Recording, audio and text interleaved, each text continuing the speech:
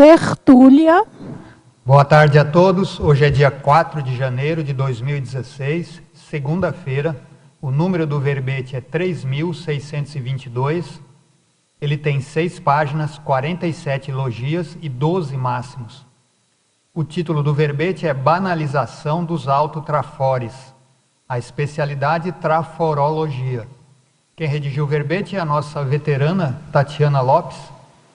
A professora Tatiana ela é graduada em Biblioteconomia, é pós-graduada em Gestão Pública, ela é brasileira, natural de Uberaba, Minas Gerais, é voluntária da Conscienciologia desde 2002, é docente da Conscienciologia desde 2004, tenepsista desde maio de 2014 e ela é autora do livro Desenvolvimento da Projetabilidade Lúcida, que foi lançado em 2015. Então vamos aqui à definição. A banalização dos autotrafores é a condição de a consim, homem ou mulher, considerar vulgares, triviais, reles, corriqueiros ou comuns os traços força ou predicados pessoais, gerando assim a desvalorização e desperdício das autopotencialidades evolutivas. Agora na pensenologia. O holopensene pessoal do autotraforismo negligenciado, os nosopensenes esterilizantes, os hipopensenes, a necessidade de neopensenes, a ausência de ortopensenes, a necessidade de prioropensenes, a falta de cognopensenes, os minipensenes nulificando os megatalentos pessoais.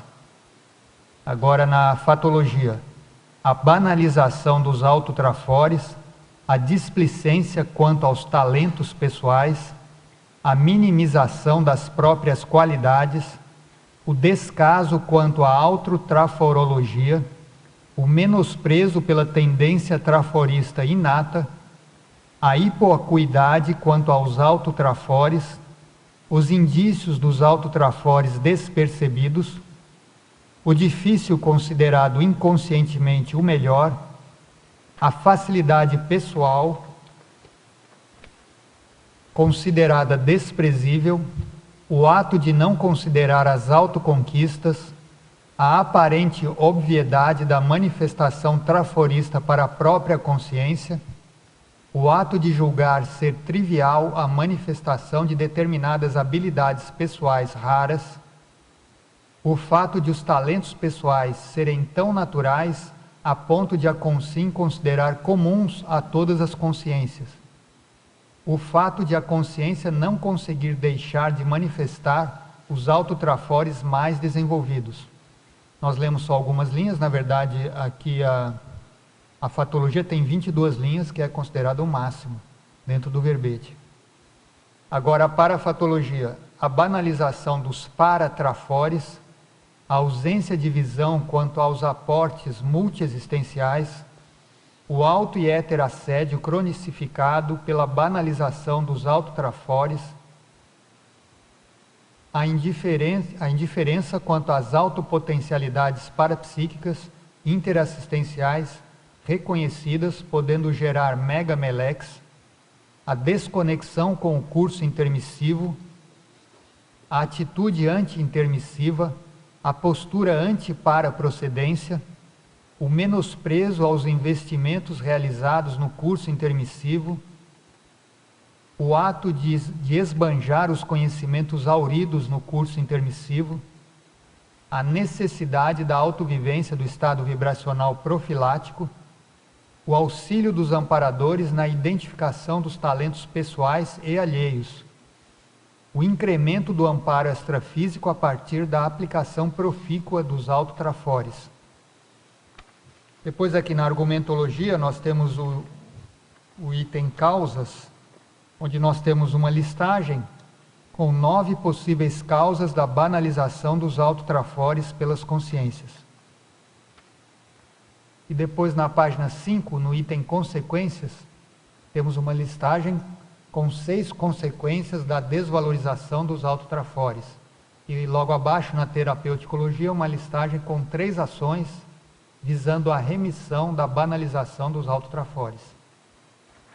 Agora, na remissiologia, nós destacamos atitude antiproexis, identificação do trafor, qualificação dos trafores, síndrome da subestimação, trafor assumido e trafor ocioso. Também nós lemos só alguns, né? Tem 15 itens aqui na remissiologia. Agora, na frase enfática. O autoconhecimento e a interassistencialidade são os mais eficazes antídotos ao desperdício evolutivo dos próprios trafores, catalisadores da realização da proexis e do autocompletismo. A questionologia: você, leitor ou leitora, ainda banaliza os próprios trafores desenvolvidos em múltiplas existências? Quais ações vem desenvolvendo para superar tal condição? A filmografia específica tem 2 itens e a bibliografia específica tem 4 referências. Agora aqui a mega-análise feita pela equipe da Enciclosapiens, que é composta pela Socorro Frazão, Ana Rocha e a Marilene Raganin. São 20 palavras que se destacam, que marcam o verbete. Indiferença, displicência, autoboicote, habilidades, qualidades, menosprezo, autotalentos, hipoacuidade, desvalorização, desqualificação, autopredicados, desinteligência, despriorização, completismo, autoproexis, autoassédio, traforofobia, autoenganologia, desperdiciologia e traforologia. Então, nós aqui já temos várias perguntas, então nós pedimos sempre a tertuliana para que ela, a verbetógrafa, né, para que ela explique aí por que ela escreveu esse verbete, o que te levou a pesquisar esse tema. Bom, boa tarde a todos. Em alguns meses atrás eu defendi um verbete aqui, identificação do trafor. E me chamou a atenção que várias perguntas que vieram não eram sobre a identificação dos trafores, mas sobre a banalização. Aí eu resolvi estudar mais o tema e saber assim, por que a gente banaliza os trafores, o que leva a gente a fazer esse desperdício dos nossos trafores. Então eu resolvi escrever esse verbete. Então nós vamos aqui às perguntas dos teletertulianos, mas todos vocês que estão aqui, a hora que quiserem perguntar qualquer coisa, é só levantar a mão que a gente atende. Então aqui é o teletertuliano de São Paulo, ele fez, deixa eu ver quantas perguntas que ele fez aqui, 9 perguntas. Que bom. Então vamos lá, a primeira, em Pensenologia, página 1, segunda linha. Gostaria que relacionasse a necessidade de neopensenes com o tema do verbete. De modo geral, assim, o que eu verifiquei, né, estudando esse tema, é que a banalização dos trafores estão muito ligados a crenças disfuncionais. Então, assim, a pessoa acha que se ela usar os trafores, aquilo vai exigir muito dela, ou que as outras pessoas vão começar a pegar no pé dela, né? Tem aquela história, por exemplo, da criança na escola que não tira as melhores notas para não sofrer bullying, por exemplo, para não ser chamado de nerd e tal. Então, se a gente vê que tem uma série de crenças por trás dessa banalização ou desse desperdício dos trafores, que exige primeiro que a pessoa se autoconscientize, né, dessas crenças, por que ela resiste em aplicar os trafores, ou até identificar. Tem gente que não gosta nem de saber quais trafores que tem, que é para não ter que assumir responsabilidade. E crença precisa ser desmanchada, né? Precisa ser primeiro conhecida para ser desestruturada. E as crenças a gente desestrutura elas com fatos, né? Então, se a gente mostra, qual que é a lógica disso? Quais são os fatos que corroboram ou não essa sua crença? E isso exige neopensenidade, ou isso gera uma neopensenidade, né? Porque você vai ter que pensar em outras alternativas além daquela crença que você tem. Tati, eu só vou, antes dele continuar as perguntas, eu só vou fazer aqui uma ilustração. Eu lembrei que quando a minha filha, o primeiro idioma dela foi o inglês, e ela estudou no exterior. Quando ela veio para o Brasil, ela falava inglês muito melhor que a professora, mas ela não falava em sala, porque justamente isso que você falou. Para não chamar atenção, né? Isso, exato. Não chamar atenção. Agora, em Fatologia, na página 1, quarta linha. Poderia explicar o difícil considerado inconscientemente o melhor? Essa faz parte das crenças aí, né, que leva a pessoa a banalizar os trafores. Então, assim, se ela faz alguma coisa com muita facilidade, com os pés nas costas, a tendência é a pessoa desvalorizar. Né? Ela achar assim, bom, se eu faço isso aqui tão fácil, então não deve ser uma grande coisa, né? Todo mundo deve fazer também isso aqui fácil. Então, geralmente, assim, a tendência é a gente considerar o que é difícil, o que a gente tem mais dificuldade, normalmente a pessoa se empenha mais. E a gente vê assim, que na prática deveria ser o contrário. Aquilo que a gente faz melhor deveria ser o que ocupasse mais o nosso tempo. Né? As tarefas às quais a gente se dedica, a assistência que a gente faz melhor, deveria ser o que ocupasse mais o nosso tempo. E, geralmente, a gente desconsidera o que a gente faz com maior facilidade. Agora, em Fatologia, na página 2, 11ª linha. Poderia discorrer sobre a arrogância de não compartilhar os frutos dos talentos pessoais?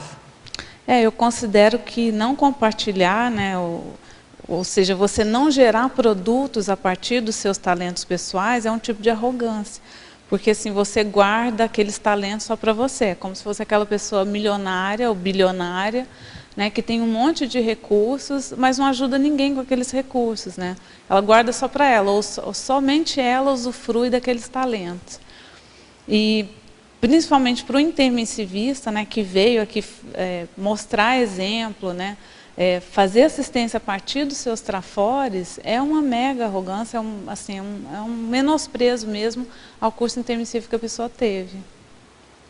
Agora, você acha que no fundo, toda pessoa sabe dos mega trafores dela, ou dos trafores dela, ou existe a possibilidade dela realmente não identificar? Então, eu acho que a maioria não identifica, e assim, não corre atrás de identificar, justamente para não ter que encarar os fatos assim, ó, agora eu vou ter que aplicar. Então, a partir do momento que você identificou que você tem um trafor, você vai ter que tomar uma ação. Ou o ideal seria a pessoa tomar uma ação. Então, muitas vezes a pessoa prefere ficar na ignorância, né, e ficar alimentando esse tipo de crença. Ah, não, eu não sou boa. Não, quem sou eu para fazer, vamos supor, para escrever um verbete? Quem sou eu para assumir o voluntariado, para ser docente de conscienciologia? Ou seja lá o que for que a pessoa gostaria de fazer, mas não faz porque não quer assumir esses trafores. Então, é mais fácil a pessoa ficar na ignorância do que, primeiro, buscar saber e dar nome para os trafores, porque nem sempre é fácil. A gente tem uma nomenclatura para trafar muito grande.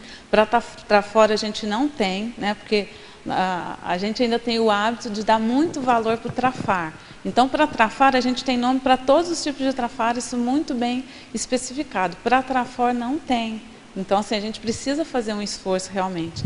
Aí nesse caso, eu gostaria de sugerir esse livro aqui, do João Paulo e da Daiane, que é o Manual da Consciência Cobaia. Né? No final desse livro, eles apresentam uma lista de 45 atributos conscienciais. Os atributos conscienciais são aquelas qualidades ou aqueles traços que todas as consciências possuem, mas aí cada uma vai possuir num nível mais avançado ou menos avançado. E no caso de trafor, não. E uma lista também de 200 trafores. Né? Por esses atributos e por esses trafores, a pessoa pode começar a fazer a identificação dos próprios trafores. E o próprio verbete também, o verbete de identificação do trafor, lá eu trago uma lista de vários indícios, né, que indicam quais seriam os trafores da pessoa. Pode? Então, Tati, parabéns por mais um verbete. Na página 2, na parafatologia, você fala na 4ª linha, a postura anti-paraprocedência. Qual seria a postura pró-paraprocedência? É justamente a aplicação dos trafores. Porque assim, o que eu vi na minha experiência? Em 2013... eu estava entrando na fase executiva. Teoricamente, né, estava fazendo 36 anos, então pronto, agora, teoricamente, eu estou na fase executiva. E aquilo mexeu muito comigo. Eu senti uma responsabilidade muito grande, porque assim, eu cheguei na Conscienciologia com 23 anos, estava aplicando a técnica da INVEX. Então, assim, na hora que você chega na fase executiva, você para tudo, né? E agora vamos fazer um balanço, vamos ver o que eu já fiz, quais são as prioridades agora da fase executiva. Porque na fase preparatória você tem determinadas prioridades, e na fase executiva eu penso que muda, né? Mudam as prioridades. Então, o que eu fiz? Primeiro, fiz um balanço de como tinha sido a minha fase preparatória, o que eu tinha conseguido implementar, o que faltava. Fiz um levantamento dos aportes que eu tinha recebido e dos trafores. E aí eu falei, olha, agora eu acho que eu preciso aplicar esses trafores de forma mais, vamos dizer assim, com maior produtividade, né? Eu levei muito a sério a questão de estar entrando na fase executiva.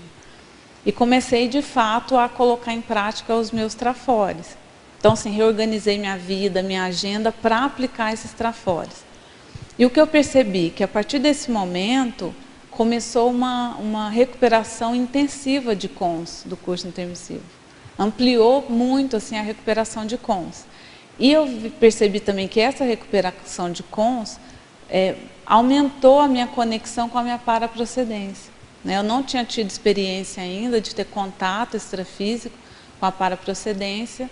E eu penso assim, que a partir de... A consciência humana consegue recuperar em média de 70% a 80% da lucidez intermissiva, né? Dos cons lá do curso intermissivo, segundo o professor Valdo. Nos 700 experimentos ele fala isso. Eu penso que se você conseguiu recuperar pelo menos 50% desses cons, isso te predispõe a, vamos dizer assim, a visitar a sua paraprocedência. Porque se você for na sua paraprocedência antes de recuperar esses cons, a tendência é a pessoa ficar com melancolia. Porque o gap entre a manifestação dela intrafísica e a manifestação dela no curso intermissivo fica muito grande. Então a tendência, eu penso, que é gerar uma melancolia.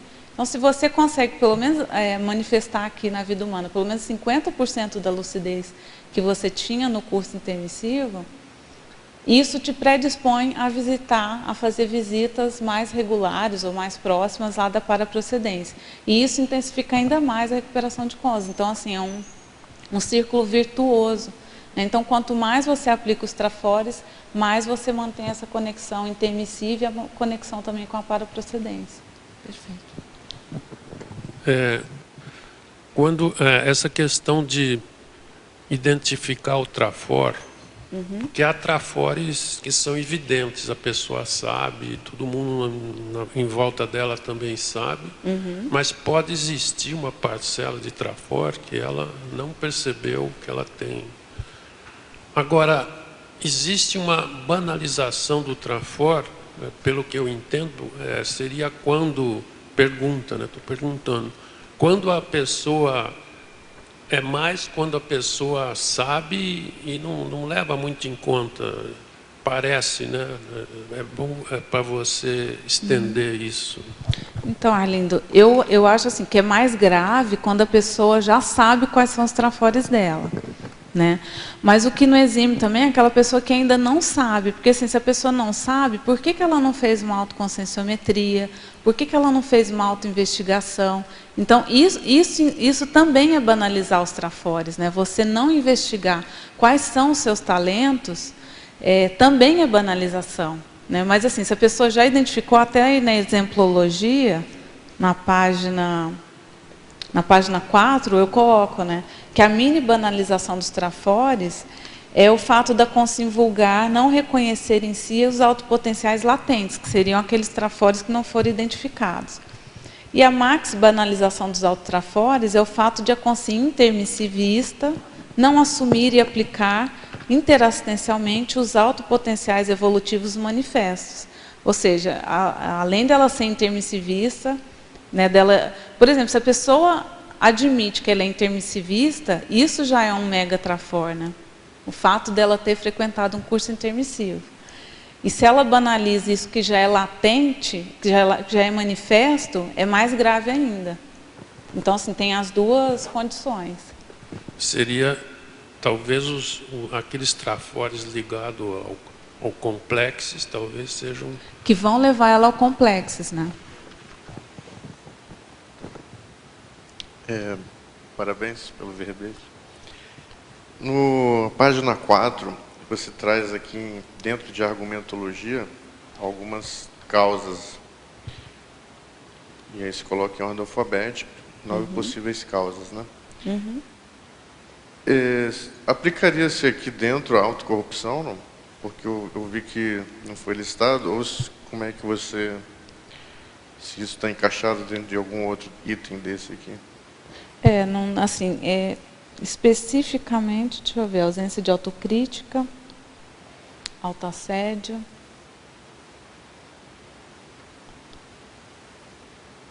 É que a autocorrupção é mais um efeito, né? Seria uma consequência? Seria uma consequência. Tá. Né? Aí também ele não está em consequência, de repente, acho que... seria bom né? colocar. Ou como causa ou como consequência. Sim. Acho que ele poderia se encaixar Ele está assim, está nas entrelinhas, né? Quando você fala fuga das responsabilidades, né? Sim. Está nas entrelinhas, né? Omissões deficitárias, reiteradas, né? Não está a palavra autocorrupção. Né? Sim, claro. Mas seria bom colocar mesmo. Acho que é como sugestão aí.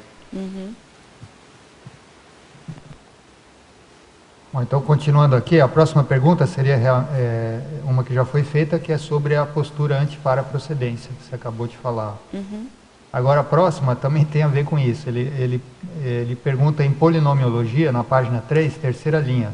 Gostaria que detalhasse o polinômio autocrítica, autoincorruptibilidade, autocosmoética e autodesassédio.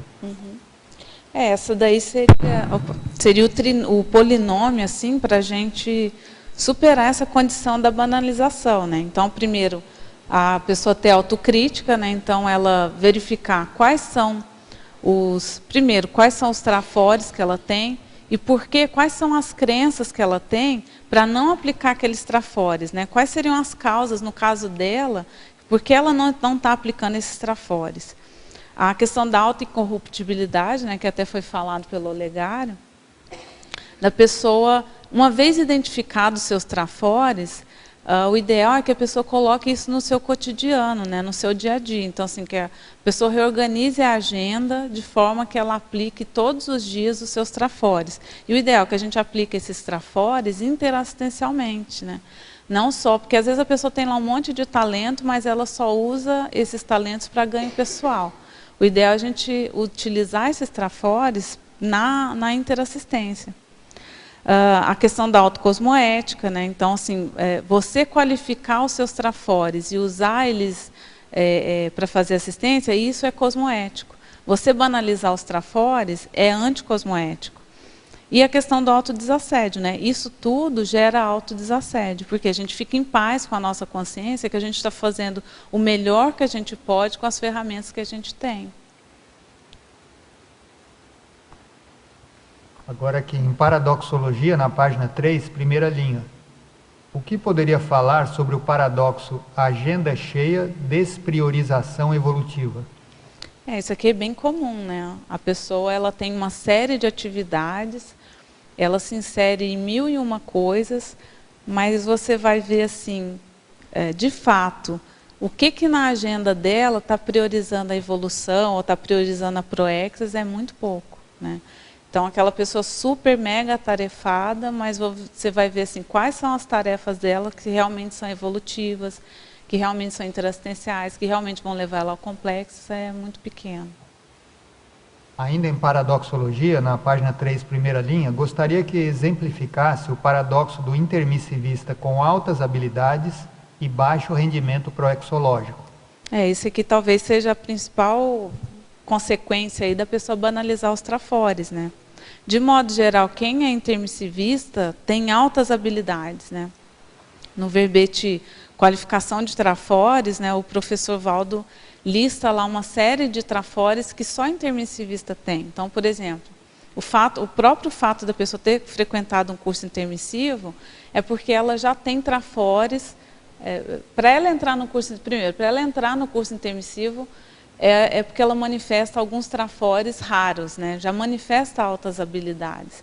Por exemplo, a pessoa precisa ter 51% da ficha dela positiva para entrar no curso intermissivo. Isso tudo ela alcança a partir da aplicação dos trafores. E no caso, a pessoa vai lá e faz um curso intermissivo. Isso qualifica os trafores dela, né? Então, aqui na vida humana, se a gente usa esses trafores mais o conhecimento do curso intermissivo, a gente pode atingir a displeticidade, o complexo, a questão do autodiscernimento, a questão do parapsiquismo, da multidimensionalidade. O tipo de assistência que o intermissivista faz é muito diferente de uma consim que não tem curso intermissivo, né? Muito mais qualificado. Então, assim, e isso ainda é comum da gente ver, né? Intermissivista com altas habilidades, mas você vai ver o rendimento proexológico. Quais os produtos que essa pessoa já trouxe, já colocou em prática, qual o legado que ela vai deixar aí após a dessoma? Às vezes é muito baixo, se ela for fazer um balanço. Ainda em paradoxologia, na página 3, agora na 4ª linha, poderia expandir o paradoxo do trafor desconhecido pela própria consim e evidente para as demais consciências? Esse daqui também é muito comum, né? A pessoa fala assim, quem sou eu para fazer isso, né? Imagina. E todo mundo, né, várias pessoas falam para ela, olha, você é boa nisso, mas a pessoa reluta em assumir aquela potencialidade, aquela capacidade dela, né? Isso também é muito comum. Inclusive, um dos indícios dos trafores desde criança, todo mundo falar para você que você é bom em alguma coisa. Ou seus amigos, todo mundo sempre aponta determinado trafore. Isso é um forte indício que realmente você é bom naquilo. Só uma coisinha, a pessoa se rebaixar, no meu ponto de vista, é uma autocorrupção, né? Também. Com certeza. Autocorrupção crassa, né? Principalmente quando ela sabe que ela é boa. Pode. Eu queria ver se você colocou alguma coisa sobre aquela situação da pessoa ser refém das escolhas, da autocognição. Das escolhas? Das escolhas e da ProEx, no sentido de que você colocou aqui, na fatologia, você coloca assim, o ônus de assumir o talento pessoal perante a sociem patológica, a coragem necessária para assumir as genialidades pessoais, está lá no final, né, da parafatologia, na página 2. Se isso tem alguma coisa a ver com essa condição, às vezes a pessoa ter medo de se tornar refém da própria... Do próprio talento. Do próprio talento, daquilo que ela tem. Você mas queria assim, comentar sobre... mas é que isso, na verdade, isso é positivo, né? Quer dizer, a pessoa foge de alguma coisa que é boa, né? Você ser refém da sua autocognição não é ruim, é bom. Né? É o princípio lá da prioridade compulsória. É aquilo que você sabe, que você tem certeza que você não pode deixar de fazer. Entendeu? Que você é a pessoa mais habilitada para fazer aquilo. Que você é a pessoa mais capacitada que existe para fazer aquele tipo de tarefa. E isso não é ruim, isso é bom. Só que há uma tendência da gente fugir disso, né? Justamente por causa disso. Porque uma vez que você assume que você tem determinado trafor, determinado talento, e você começa a aplicar aquilo, começa a gerar produtos, isso cria uma expectativa, né, de que você vai sempre render bons frutos. Não, aquela pessoa lá é fora de série, aquela pessoa lá você pode contar com ela. E às vezes a pessoa tem medo disso, né, de assumir essa responsabilidade, de ser um exemplo, de ser um modelo naquela área, né, de todo mundo, quando pensa naquela habilidade, lembra da pessoa. Mas assim, se a gente for ver na prática, isso é muito bom, né? Porque assim, como que a gente se torna lá o líder interassistencial na próxima intermissão? É justamente por essa aplicação desse trafor, né? Por ter virado refém da autocognição, né? Por ter colocado isso em prática e por você ser um exemplo naquela área, né? Então, continuando aqui, agora no item 9, aquela listagem das causas, ele pede para comentar o item 4, demagogia, e o item 7, pusilanimidade. Bom, a demagogia, né? A humildade melíflua dificultando a assunção dos autotrafores, né? Então, assim, a pessoa tem vergonha de ser boa em alguma coisa. Ou ela tem, assim, um receio de que se ela mostrar que ela é boa em alguma coisa, aquilo vai gerar uma antipatia, né? Vai gerar um desconforto, às vezes nos amigos, ou nas pessoas com as quais ela convive. Isso aqui é muito comum, né? A pessoa não quer assumir não quer assumir determinado talento para não se diferenciar da média, né? Para ficar ali na média, e aí ela não aparece, não tem que fazer autoexposição. As pessoas não vão... Quando a gente começa a mostrar os nossos talentos, a tendência é as pessoas começarem a procurar, mas vamos ver qual que é o defeito daquilo, né? Deve ter algum defeitinho ali. Então, quando a gente se expõe, a gente expõe os nossos talentos, mas expõe também os nossos trafares. Isso é normal. E a pessoa às vezes tem medo disso. Se eu expor o meu trafó, né, aí eu vou virar para o telhado de vidro, né? Então as pessoas vão começar também a jogar pedra. Então muitas vezes a pessoa prefere fugir disso e ficar ali na demagogia. E o outro era o item 9? É o item 7, pusilanimidade. 7, pusilanimidade. O medo da autoexposição gerando resistência, é isso que a gente já falou, né? A pessoa não se expõe, prefere ficar ali na média para não ter que assumir responsabilidade, né? A zona de conforto ali, o Arlindo está falando.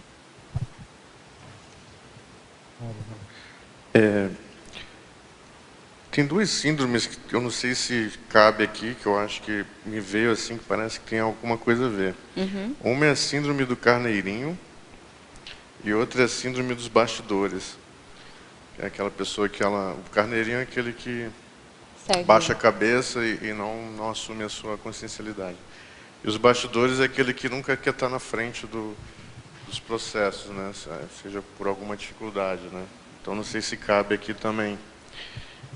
E como é que você faz assim? Porque eu vejo que uma das causas principais da pessoa ela banalizar, se autobanalizar, vem muito do processo de estima, né? Estima pessoal. Então a pessoa às vezes ela tem uma baixa autoestima, ou porque ela tem um medo de assumir algum tipo de responsabilidade, né? Dizer que ela é boa em algo que ela vai ter que se assumir. Como é que você faz assim? Você já se deparou com alguma situação dessa? E aí, que tipo de ações você conseguiu fazer para ajudar essas pessoas?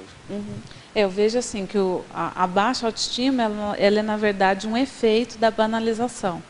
Porque quando a pessoa sabe que ela é boa em alguma coisa e ela não coloca aquilo em prática, isso é uma incoerência. E a incoerência gerada lá pela autocorrupção, ela baixa a nossa autoestima, né? A gente fica com vergonha mesmo, né? Porque a gente não está fazendo aquilo que a gente sabe que é o melhor.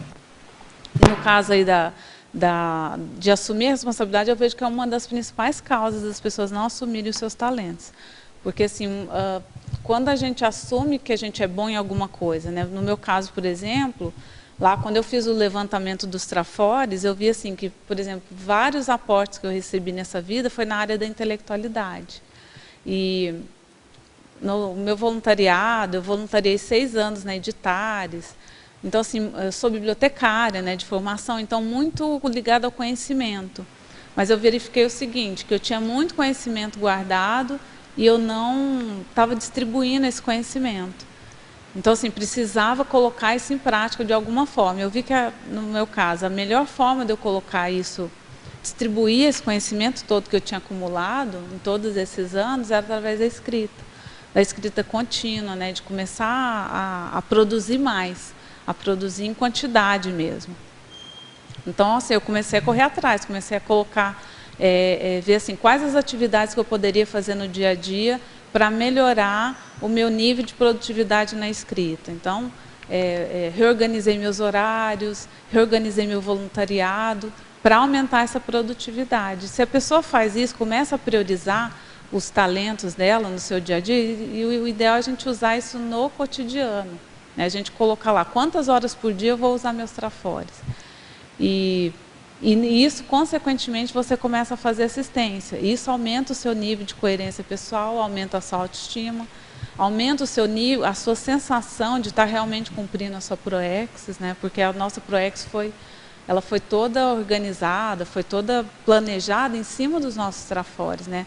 Ou seja, daquilo que a gente veio dar exemplo. E se a pessoa chega aqui e não dá o exemplo que ela se programou para dar, a tendência é ficar com melim, ou ficar com baixa autoestima, né? Ficar, enfim, ela não se sentir bem com essa situação. Outro caso também que é bem comum a pessoa se auto-banalizar os trafores é a pessoa tímida, né? O que você tem a dizer para essas pessoas assim que são tímidas? Tímida? Bom, eu sempre fui muito tímida, desde criança. E uma das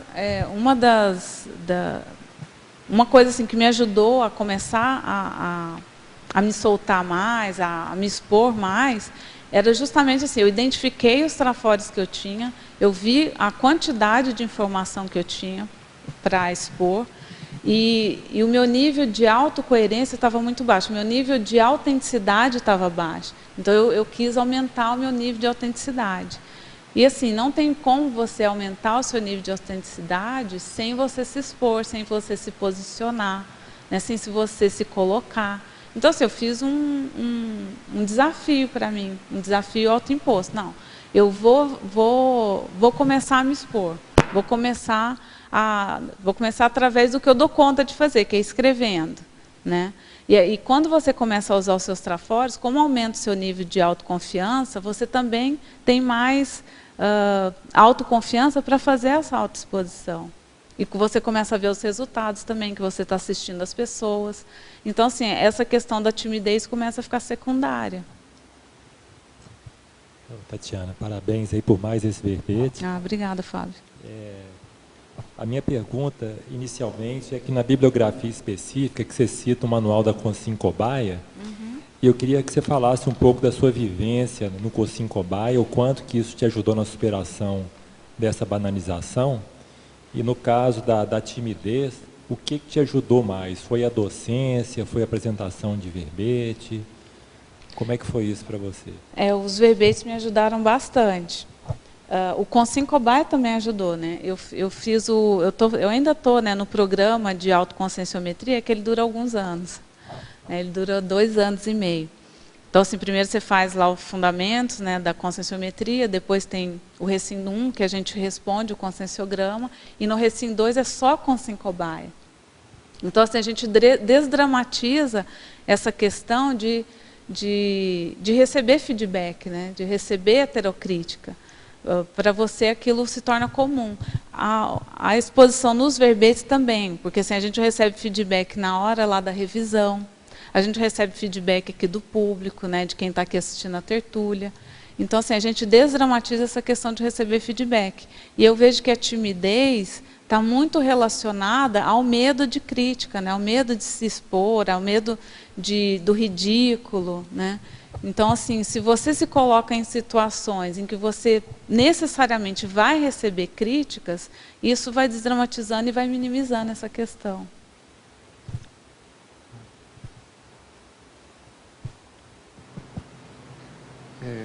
Para fomentar esse debate aí, eu acho que um item que entra também, se a pessoa, mesmo que ela não tenha identificado os trafores dela e tem esse processo da timidez, ela está nessa postura ainda retranquista porque ela não sabe ainda, não se conhece o suficiente para saber o que fazer, o que aplicar em relação ao trafores. Vejo uma coisa que ajuda é a questão da ousadia cosmoética. Então, se você está nessa situação, mas vamos partir para vamos dizer, para o fronte da batalha, experimentar, vivenciar as coisas. Então, quer aprender a escrever um verbete, ver como é que é a experiência, a docência, um livro, qualquer um tipo de recurso, ou ação evolutiva que ela queira experimentar para ver como é que é, e a partir das experimentações ela vai começar a ver onde ela tem mais facilidade com as coisas ou não. Então, assim, partir para a ousadia, não ficar nessa condição cômoda, aguardando resposta para as coisas. Vai e busca, seja protagonista. As respostas vão vir nesse processo. E isso, eu estou falando isso porque foi da minha experiência, porque eu tinha esse processo da timidez, tinha um processo também, ainda tenho muito lacuna em relação ao conhecimento dos meus trafores, mas o fato de, ao longo desses anos, partir para a ação e ver o que vai acontecer, as respostas vieram. E eu estou vendo que a coisa está fluindo. Então, é pensar nesse aspecto, de levar em conta a questão da ousadia cosmoética.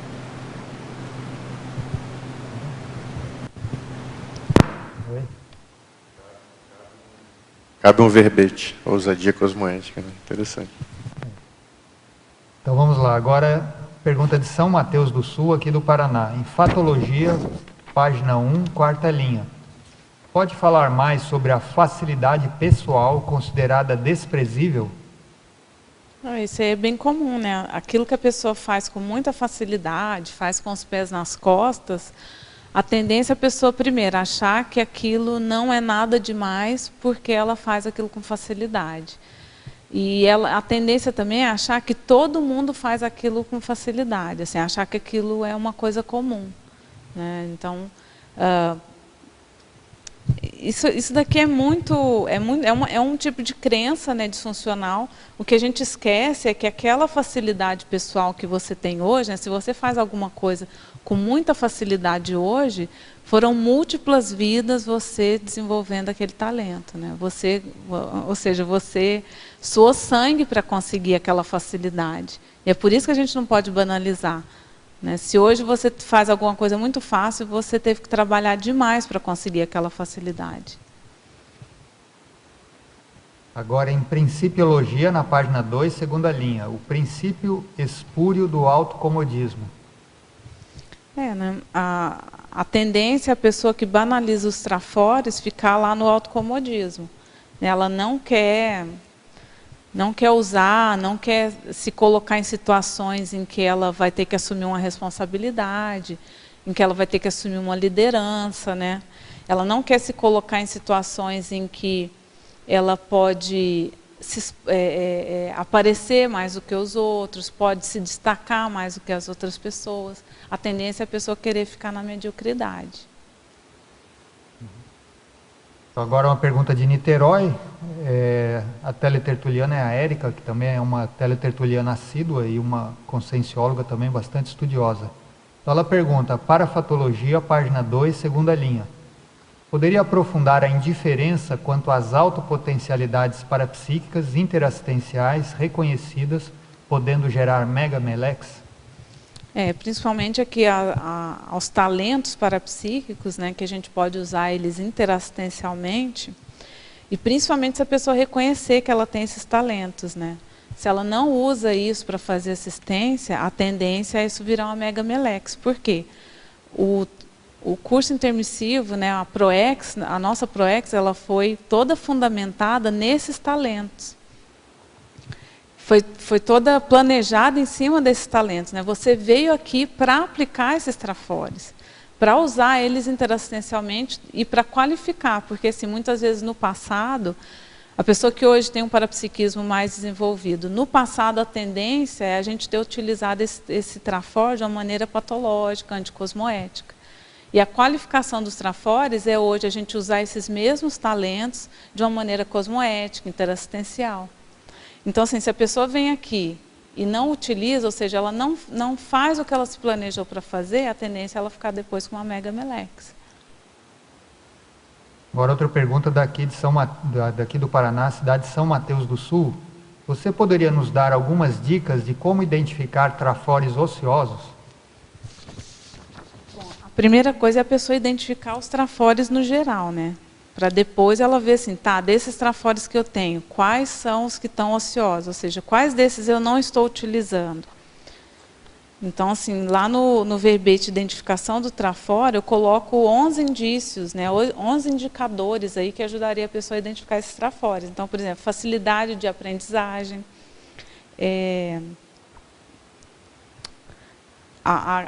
aquele traço que você usa, por exemplo, quando há uma queda de lucidez, quando você sai do prumo, qual que é o talento que você usa para fazer o seu erguimento pessoal, né?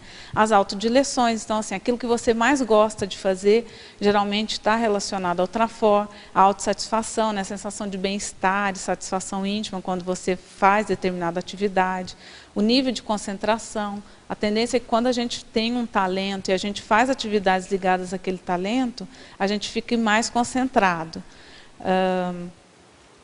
Os aportes existenciais também são indicadores, né, dos trafores. Geralmente a gente recebe aportes que a gente vai ter condições de usar, né? Então, se a gente tem condições de usar, é porque a gente tem trafor naquela linha. A eficácia, né, aquelas atividades que você faz com muita facilidade, que você obtém resultados com muito mais, ou resultados mais consistentes ao longo do tempo, você consegue dar uma continuidade, né, aquelas tarefas, espontaneidade, né? Você pega aquilo para fazer e você tem muita... você aprende aquilo rápido, faz aquilo com muita espontaneidade, sem, como dizia o professor Val, sem fazer careta, né? A precocidade, então assim, quanto mais cedo aquele talento apareceu, mais arraigado mais forte é aquele talento, né? E a regularidade, né? A pessoa ter quando ela utiliza aquele trafor, ela tem uma consistência, né, nos resultados. Ela não tem altos e baixos quando ela está usando aquele trafor. E com relação aos trafores ociosos, a pessoa sabe que tem aquele talento. Como que a gente faz para começar a utilizar? Coloque-se autodesafios no dia a dia. Então, assim, reorganize a sua agenda. Em quais ocasiões que eu vou usar esse trafor? Faz isso de forma planejada, né? A gente tem que utilizar nessa hora o calculismo cosmoético. Então, assim, quais atividades do voluntariado eu vou poder usar mais os meus trafores? Quais atividades dentro da conscienciologia? Se eu tenho facilidade com docência, então, assim, quais as atividades de docência eu vou me envolver? Então, a pessoa verificar assim, quais os talentos que ela tem e quais pensar de forma estratégica, né? Em quais ocasiões eu vou usar esse talento. Tentar colocar isso na agenda, não deixar só na cabeça da pessoa. Fazer isso de forma de caso pensado, né? E também tem um verbete aqui na remissiologia que é traforo ocioso, né? Traforo a pessoa ocioso, também pode... verdade. E tem o traforo assumido também. Tem o traforo assumido, tem bastante material aí para estudar. É. Então agora, outra pergunta, não, agora são várias perguntas também de Niterói, da Andressa, que também é outra teletertuliana bem assídua, que também estuda muito conscienciologia. Então, ela pergunta em Pensenologia, página 1, última linha.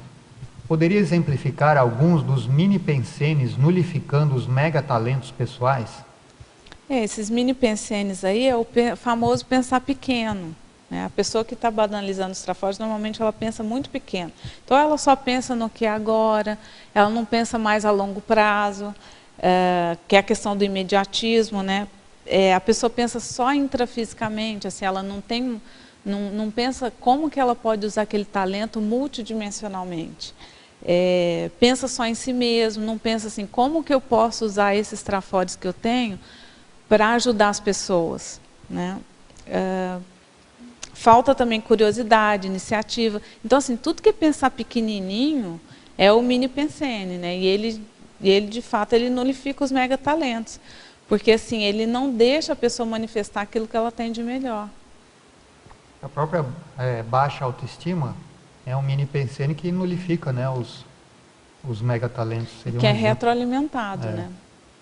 Agora, em Fatologia, página 1, terceira linha. Os indícios dos autotrafores despercebidos. Quais dicas a verbetógrafa poderia dar para ficarmos mais atentos a esses indícios?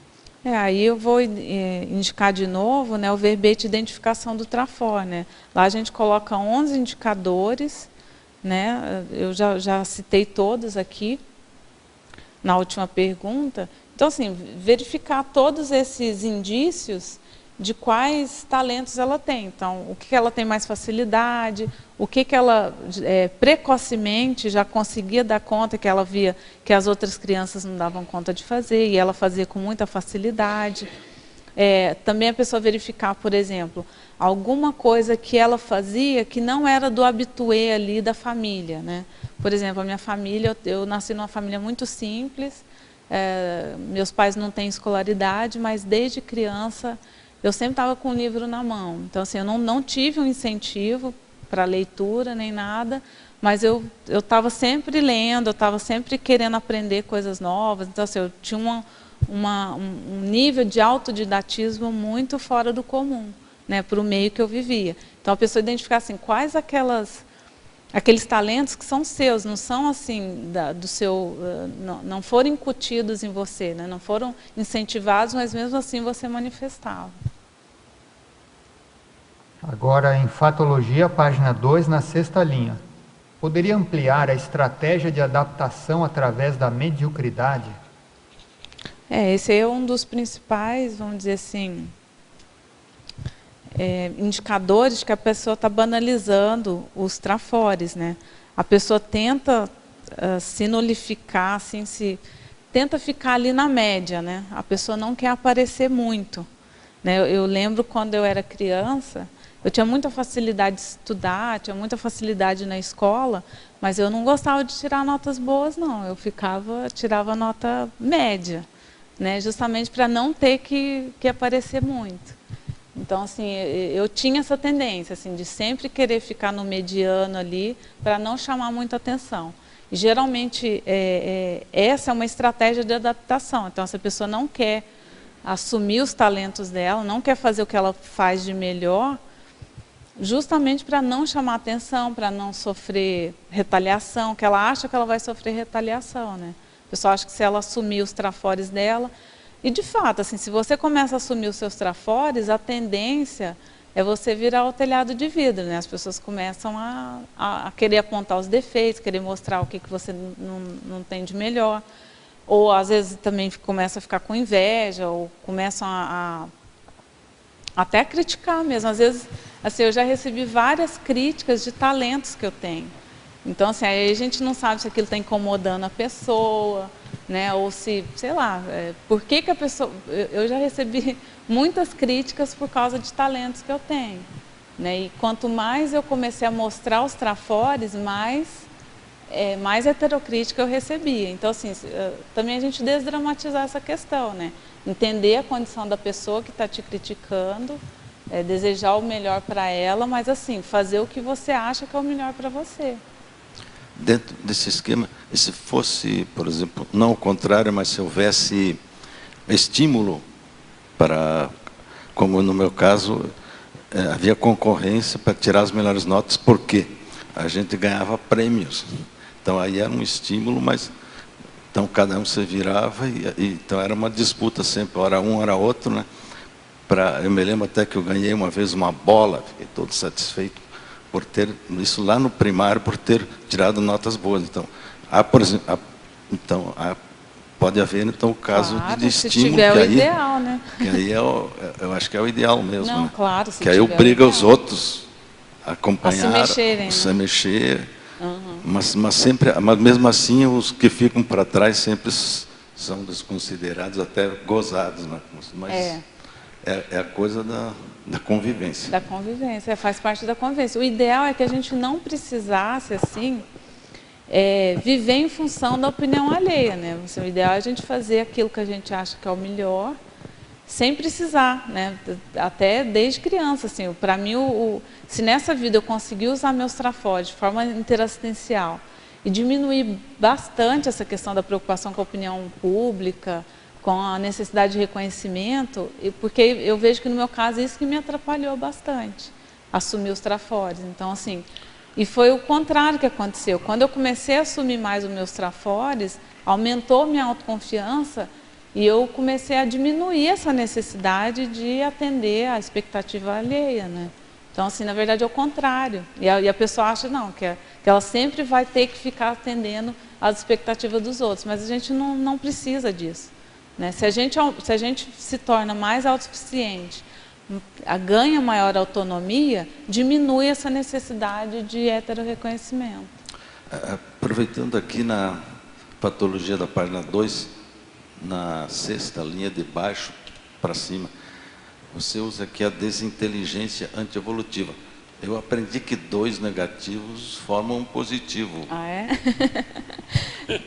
eu então, aqui, não seria inteligência antievolutiva ou desinteligência evolutiva?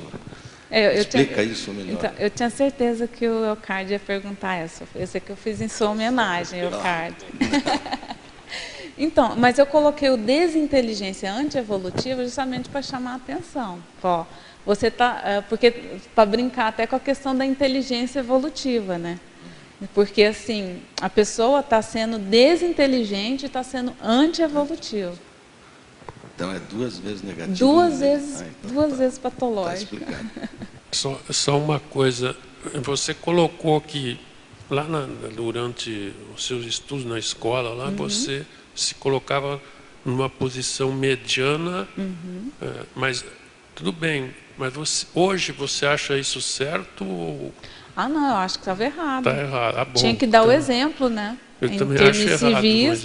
Em intermissivista tinha que dar o exemplo, eu estava fugindo da responsabilidade. Ele tem que mostrar os talentos e enfrentar a barra. Né? Era justamente disso que eu fugi, assim, de não mostrar os talentos e não assumir a responsabilidade de fazer assistência para quem ainda não tem aquele talento. Assim, era dar o exemplo, né? Não é à toa que eu nasci naquele meio. Assim, eu penso assim, que eu nasci naquele meio justamente para dar o exemplo. Só que quando eu era criança, por causa das imaturidades, eu não consegui dar esse exemplo. Obrigada, Terezinha. Na patologia, na página 2, se coloca o ato de não considerar as autoconquistas. Eu fiquei avaliando se isso tem a ver com o processo do receio que às vezes a gente tem hoje de assumir determinada função.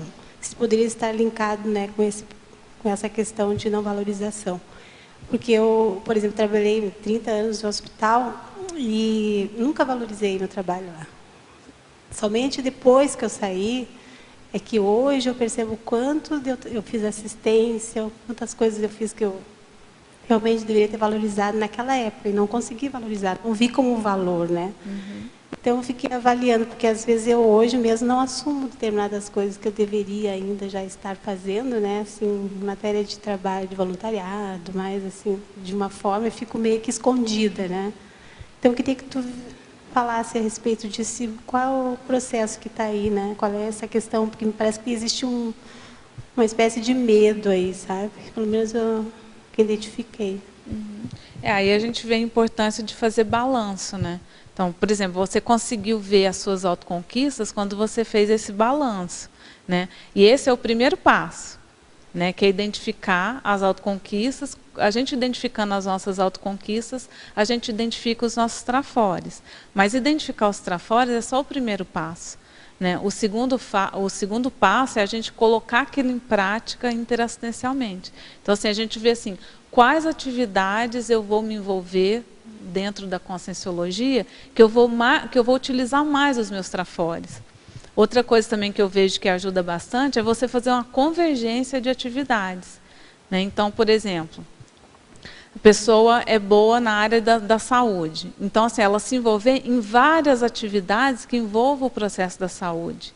E não apenas uma.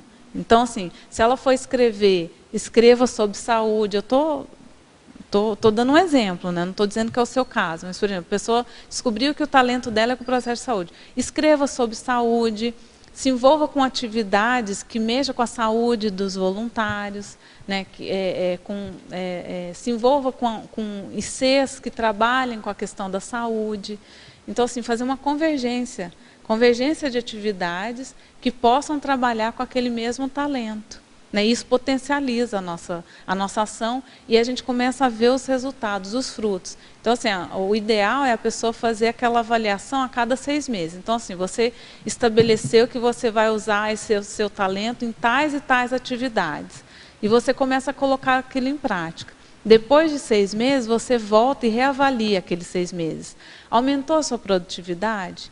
Você começou a gerar produtos em cima daqueles talentos? Então, aquilo realmente é um trafor. Então, você está no caminho certo. O seu nível de amparabilidade aumentou? Você percebeu que acrescentou o amparo extrafísico? Você começou a ver que as pessoas começaram a apontar para você que você está assistindo elas naquele ponto. Olha, você está me assistindo nesse ponto. Então, assim, você começa a receber o feedback das pessoas também. Então, assim, é fazer essa avaliação constante. Entendeu? E ver também o nível de satisfação pessoal. Normalmente, aquilo que a gente tem de trafor traz muita satisfação, né? A gente mergulha naquele universo e a gente produz muito e aquilo dá muita alegria, dá muita satisfação da gente fazer aquelas atividades. Tecnologia, a técnica de aplicação dos autotrafores. Podia ampliar um pouco? Teve um artigo que eu escrevi no Congresso de Proexologia, né? Teve a revista de Proexologia, se eu não me engano tem na Epígrafe essa revista. E lá eu relato as técnicas que eu utilizei para identificar e para aplicar os trafores. E a técnica que eu utilizo é a seguinte, eu comecei a fazer um planejamento das minhas atividades de forma que eu utilizasse os meus trafores todos os dias. Então, assim, quais atividades do voluntariado eu vou fazer que vai utilizar meus trafores? Quais atividades de escrita? Quais atividades no trabalho? No trabalho eu mudei de área para poder utilizar mais os meus trafores. Então, assim, você você organizar a sua rotina de modo a usar os seus talentos. Fazer isso de forma planejada, de forma calculista. Entendeu? Na hora de elencar assim, não, quais as atividades que eu vou fazer esse ano, de 2016? Todas elas têm que estar... Aí você vai identificar assim, dos trafores que você tem, qual que você acha que é o seu mega talento? E aí todas as atividades têm que ter aquele mega talento envolvido. Essa é a técnica. Continuando aqui com as perguntas da Andressa de Niterói, poderia aprofundar a teoria conscienciológica de a baixa autoestima ser gerada pelas autocorrupções e comodismo existencial? Essa aí é, vamos dizer assim, a baixa autoestima, muita gente acha que ela é que gera a banalização dos trafores, né? Então, se a pessoa acha que se ela tivesse uma autoestima melhor, ela ia conseguir fazer as coisas que ela se planeja para fazer, por exemplo. E eu entendo que é o contrário. A nossa autoestima, ela é em função do nosso nível de autocoerência, ou seja, aquilo que eu já sei e eu já aplico. Aquilo isso é ser incorruptível, né? O que eu já sei, por exemplo, o que eu já tenho de trafora e eu já aplico aquilo interassistencialmente. A tendência é isso aumentar a autoestima da pessoa. Agora, em mitologia, na página 4, poderia esclarecer o mito da inércia traforista não significar regressão? Muita gente acha assim, que se ela estiver combatendo os trafares, né, ela já está evoluindo. Mas, na verdade, eu vejo que o mais sério é aplicar os trafores, né? Porque, assim, quando a gente começa a aplicar os trafores, a gente começa a ter maior recuperação de com os magnos, lá do curso intermissivo. E a tendência, quando a gente recupera com os magnos, é isso ir diminuindo a nossa manifestação trafarista. Outra relação que eu faço disso também é lá com a legislogia, né? A lei da economia, deixa eu ver aqui. Isso, a lei da economia consciencial, né? Que é até um verbete do professor Valdo, em que ele fala o seguinte: quanto mais horas do dia a gente aplicando os nossos trafores, são menos horas do dia a gente aplicando os trafares. Então, assim, todo mundo ganha. Todo mundo ganha quando a gente usa os nossos trafores. Então, assim, por isso que eu falei da gente colocar no dia a dia atividades em que a gente utilize os nossos trafores. Porque uma pessoa que tem uma autoestima mais sadia, uma pessoa que aplica interassistencialmente os seus trafores, a tendência é ela estar cumprindo a sua PROEX, porque já a sua PROEX foi, né, elaborada com base nos seus trafores, e a tendência aí é você usar menos trafares. É automático, é matemático, né? Pessoal, antes de continuar aqui com as perguntas, a gente vai falar aqui sobre alguns cursos. Nós vamos ter aqui a turma 5 da Escola de Parapsiquismo, que vai começar em julho de 2016. Vai de 18 a 22 de julho o primeiro módulo. Então, essa modalidade da escola ela é constituída de 3 módulos que vão acontecer em julho, julho de 2016, depois janeiro e julho de 2017. Cada módulo desse tem a duração de 5 dias. O curso ele é teórico e prático, mas bem mais prático, e usa uma metodologia ativa, baseada nas competências, no conceito de competências. Os alunos são mais protagonistas e menos passivos, e os professores eles também atuam na condição de tutores ou orientadores. É um ensino mais horizontal. E tem uma aprendizagem progressiva, onde se começa com competências parapsíquicas básicas e vai num crescendo até chegar nas avançadas no último módulo. Então, quem tiver interesse é só procurar aqui a recepção do CAEC e mais informações lá e inscrições. Aqui nós temos vários, né?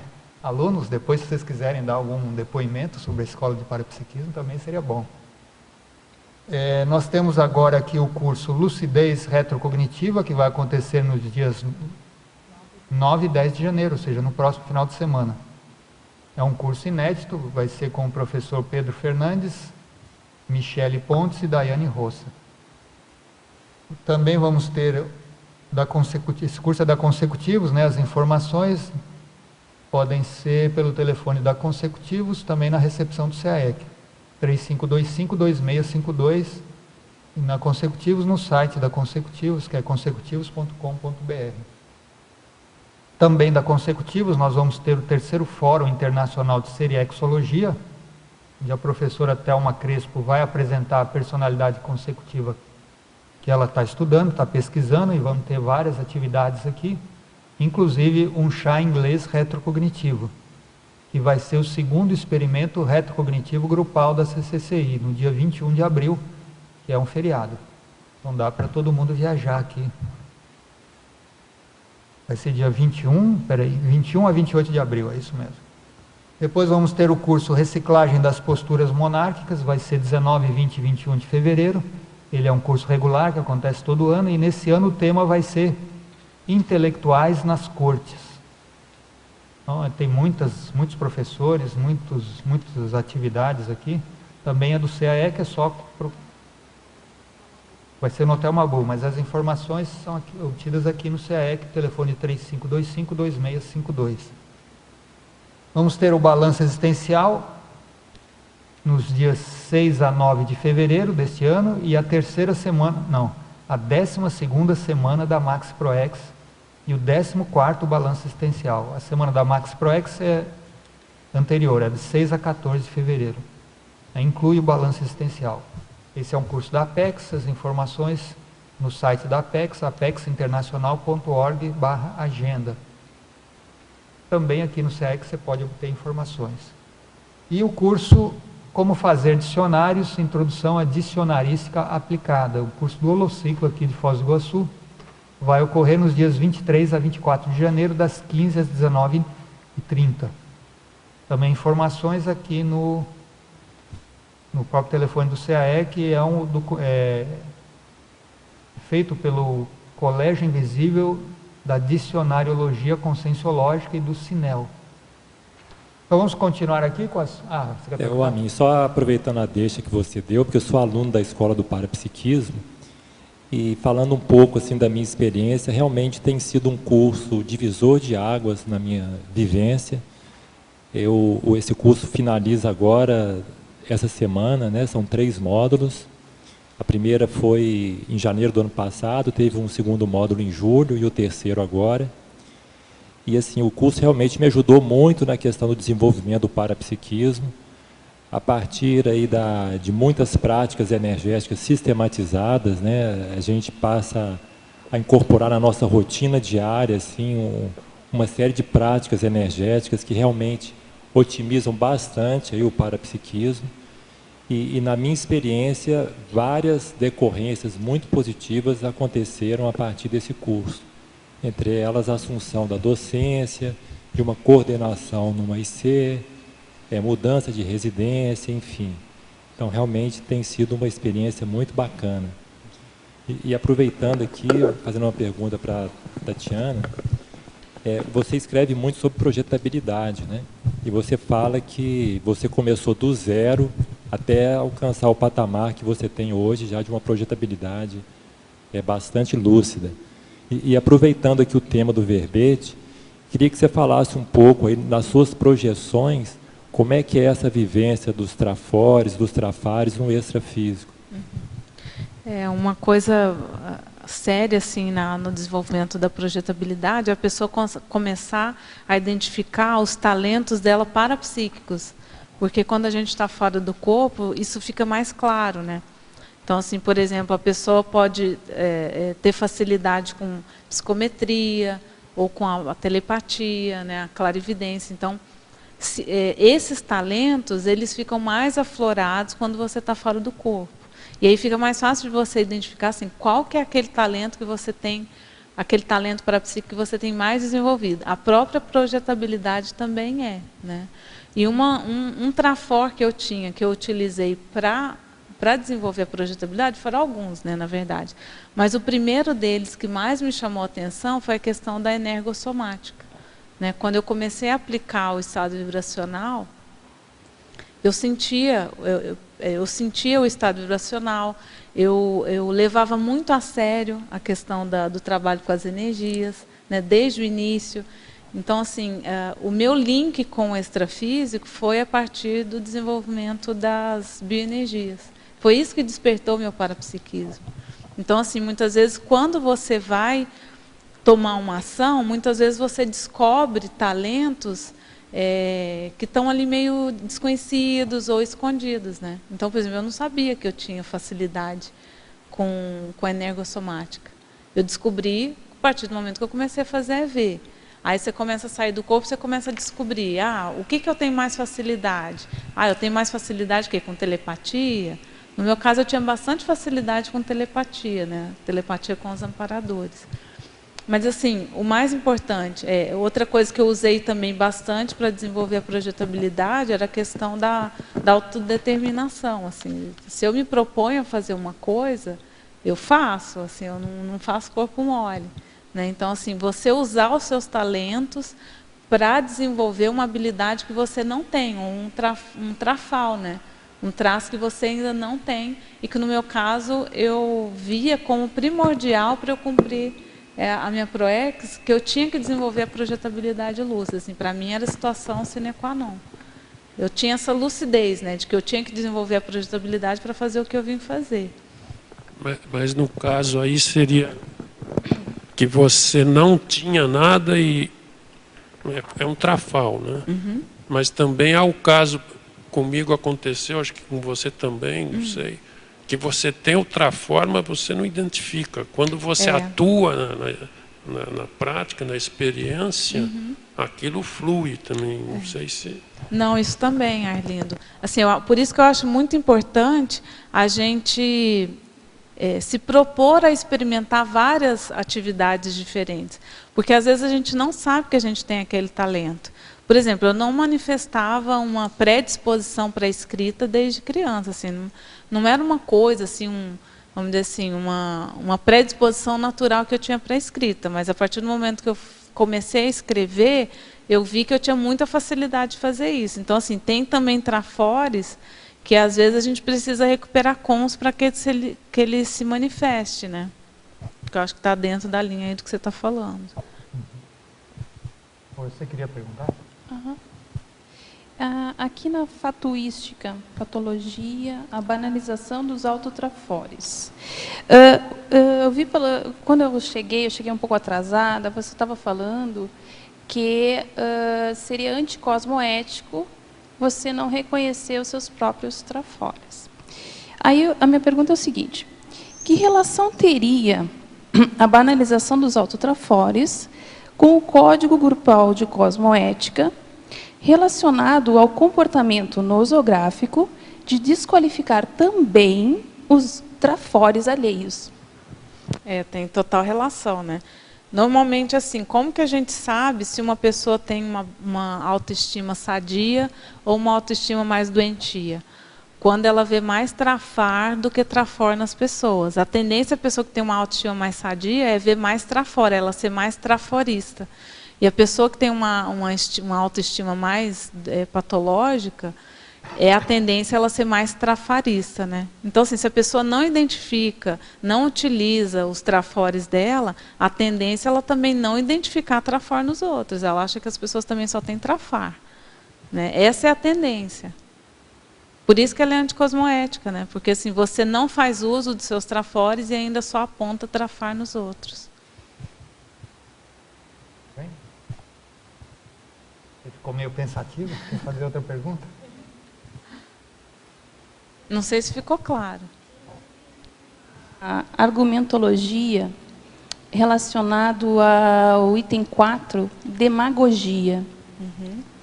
A humildade melíflua dificultando a assunção dos autotrafores. O que isso teria a ver com autocorrupção e antidesperticidade? Porque assim, aqui é quando a gente quer fazer média, né? A gente quer ficar na mediocridade, na média, para não se destacar e assim não ter que assumir a responsabilidade de ser exemplo de alguma coisa. Porque assim, eu vejo que uma das principais tarefas que a gente veio cumprir aqui na vida humana, como intermissivista, é dar exemplo daquilo que a gente tem de melhor, né? Aquilo que a gente tem de mais homeostático. E se a gente quer ficar na média, a gente vai ser exemplo de quê? Né? De nada. E a relação com a desperticidade que eu vejo é que, se a pessoa utiliza os trafores dela, a tendência é aumentar o nível de autodesassedialidade. Porque você começa a trabalhar mais com os amparadores, a gente começa a assistir os nossos assediadores, porque você está assumindo a responsabilidade. Né? Você não está fugindo mais da responsabilidade. Então, a tendência é a gente assistir os nossos assediadores. Assistir como? Assistir fazendo vamos dizer assim, a cariação extrafísica, promovendo o desassédio das consex, mas muitas vezes também, assim, se você muda de patamar, se você assume o seu real nível evolutivo, a tendência é a gente afastar, a gente virar persona não grata daquelas companhias que a gente tinha antes.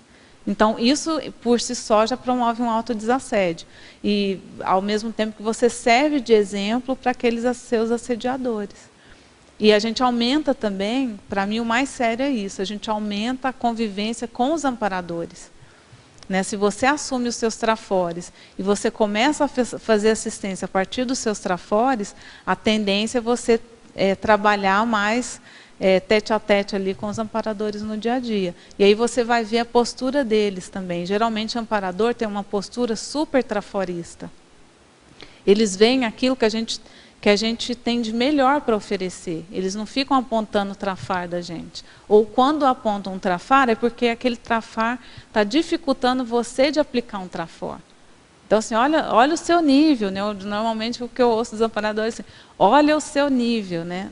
Por que você está se manifestando abaixo do seu nível? Se manifeste no seu nível evolutivo. Né?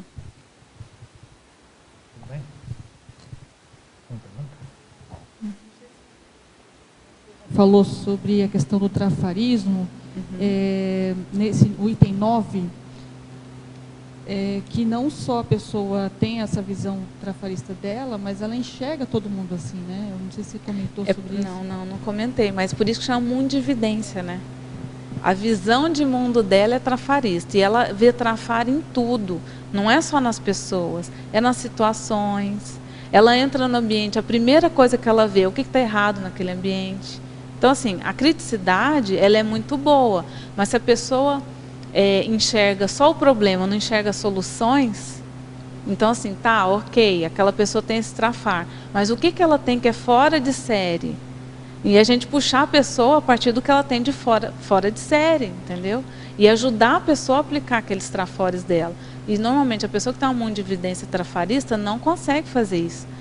Ela não só enxerga só o trafar, como aponta, e ainda cobra do outro mudar. Fala, oh, escuta aí, você não vai melhorar? Né? Então, assim, há uma postura muito de cobrança, de heteroexigência, e não de foco na solução. Né? E ela acaba sendo a postura do assediador, né? Eu nunca vi amparador agindo assim.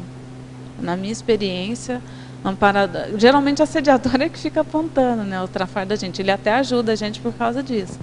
Mas, assim, de modo geral, os amparadores, eles investem naquilo que a gente tem de melhor. E eles dão gás, quando a gente começa a usar os nossos trafores, eles dão gás para que a gente use cada vez mais. Então, continuando aqui, pergunta agora de Florianópolis. Parafatologia, página 2, primeira linha. A banalização dos paratrafores. Como inventariar os paratrafores?